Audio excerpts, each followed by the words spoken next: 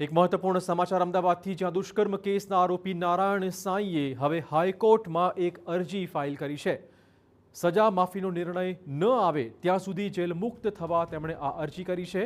અગાઉ સજા માફી માટે સુપ્રીમ કોર્ટમાં અરજી ફાઇલ કરાઈ હતી। સુપ્રીમ કોર્ટના આદેશ બાદ સજા સસ્પેન્ડ કરવા માટે હાઈકોર્ટમાં અરજી ફાઇલ કરાઈ છે। દુષ્કર્મના આરોપીએ 11 વર્ષ જેલમાં વિતાવ્યા બાદ જામીન માટેની હવે અરજી કરી છે। જામીન અરજી વિશે 26મી ફેબ્રુઆરીએ સુનાવણી હાથ ધરાશે।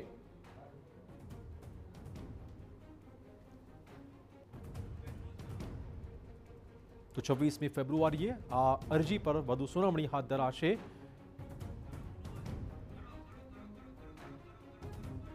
દુષ્કર્મના આરોપીએ કરી છે જામીન માટેની અરજી।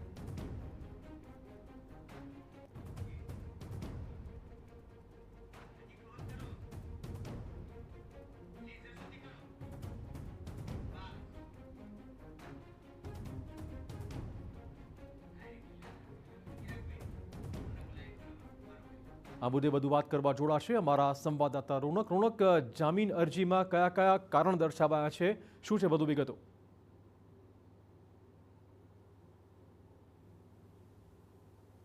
બિલકુલથી કૌભાંડી પાખંડી નારાયણ સાંઈ દ્વારા વધુ એક વખત જેલ બહાર આવવા માટે હવાતિયા છે તે મારવામાં આવ્યા તે પ્રકારના જે લક્ષણો છે તે દેખાઈ રહ્યા છે। મહત્વની વાત કરવામાં આવે તો મૂળ બે મુદ્દા છે જેના પર વાત કરવી અને સમજવી ખૂબ અગત્યની છે। સૌપ્રથમ તો વાત કરીશું જે દુષ્કર્મ કેસમાં નારાયણ સાંઈ અત્યારે સુરત જેલમાં સજા કાપી રહ્યો છે, તેમાં લગભગ 11-12 વર્ષનો સમય છે તે વીતી ચૂક્યો છે અને આજ આજીવન કેદની સજા માફ કરવા માટે ગુજરાત હાઈકોર્ટમાં એક અરજી છે તે કરવામાં આવી હતી અને ગુજરાત હાઈકોર્ટ દ્વારા તેને કોઈ પણ પ્રકારની રાહત આપવા માટે મનાઈ કરવામાં આવી હતી। ત્યારબાદ આ અરજી લઈને તે સુપ્રીમ કોર્ટમાં છે તે નવેસરથી અરજી છે તે દાખલ કરવામાં આવી હતી અને ગુજરાત હાઈકોર્ટના નિર્ણયને પડકારવામાં આવ્યો હતો, જ્યાં સુપ્રીમ કોર્ટ તરફથી નિર્ણય આપવામાં આવ્યો હતો કે ગુજરાત હાઈકોર્ટ ફરીથી આ જે અરજી છે તેના ઉપર નિર્ણય લેશે। વધુ એક વખત ગુજરાત હાઈકોર્ટમાં સજા માફી માટે નવેસરથી અરજી છે તે કરવામાં આવી છે, પરંતુ મહત્વની વાત એ છે કે નારાયણ સાંઈ તરફથી નવેસરથી કરવામાં આવેલી અરજીમાં એક એવો ઉલ્લેખ કરવામાં આવ્યો છે જે ચોંકાવનારો છે।